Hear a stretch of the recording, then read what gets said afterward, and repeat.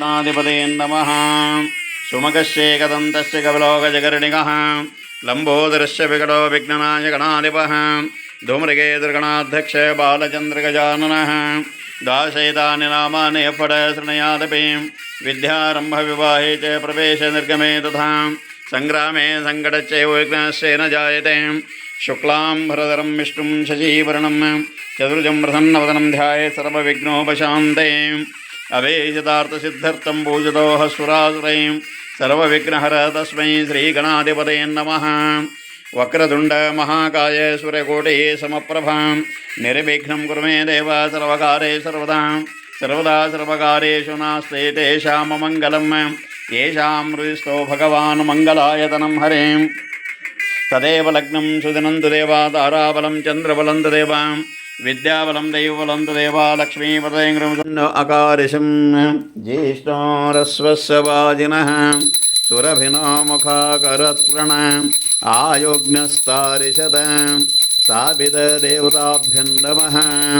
दधिस्नानं समर्पयामि दधिस्नानानन्तरवेन घृतस्नानं च करिष्ये स्थापितदेवताभ्यं नमः। मिमीक्षे घृतमस्य योनिर्घृते त्रितो घृतमस्य धामा अनुस्वधमावः माधयस्व स्वाहा कृतं वृषभवक्षे हव्यं स्थापितदेवताभ्यं नमः। घृतस्नानं समर्पयामि घृतस्नानानन्तरवेन मधुस्नानं च करिष्ये।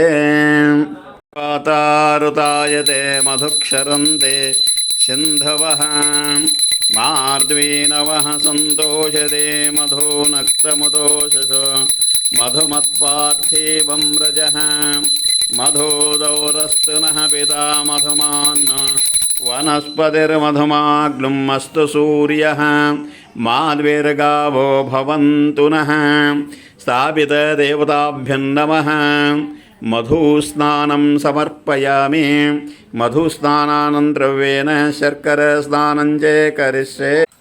स्वादुः भवस्व दिव्याय जन्मने स्वादुरिन्द्राय सुहवितो नाम्ने स्वादुर्मित्राय वरुणाय वायवे बृहस्पतये मधुमाम् अदाभ्यः स्थापितदेवताभ्यं नमः।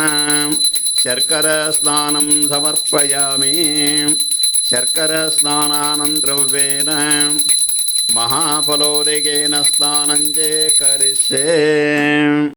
फलनीराफलपुष्पायाश्च पुष्पिणिः बृहस्पते प्रसूतास्थानमुञ्चन्तं मसः स्थापितदेवताभ्यं नमः। महाफलोदकेन स्नानं समर्पय विश्वतो मुखः शोग्रभुग्वेवजन्तिष्ठन्नाहारमजरः कवेः तिर्यगोर्ध्वमदश्चारस्मसन्दादेवादलमस्तकः तस्य मध्ये वैनिश्चिगाणीयोर्ध्वां रभस्थिताः नीलतो इदमुद्गस्तादुल्लेखे बभास्वरां नीवारशोकवतन्मे भितावसत्यनोपमा तस्य शिखाय मध्ये परमात्मा व्यवस्थिताः स ब्रह्मसे शिवसहरिसेन्द्रः सोऽक्षरः परमस्वराट् ऋतघ्नं सत्यं पुरुषं कृष्णपिङ्गलं ऊर्ध्वरेतं विरूपाक्षाय विश्वरूपाय वै नमो नमः। नारायणाय विद्महे वासुदेवाय धीमहि तन्नो विष्णुप्रचोदयात्।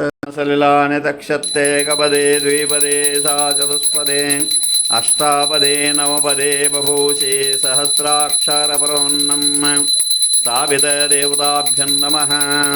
हरिद्रास्नानं समर्पयामि हरिद्रास्नानानन्तरवेन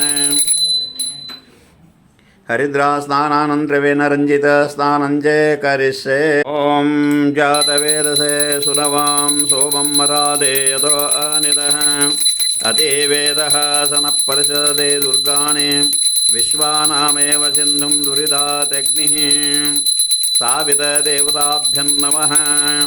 रञ्जितस्नानं समर्पय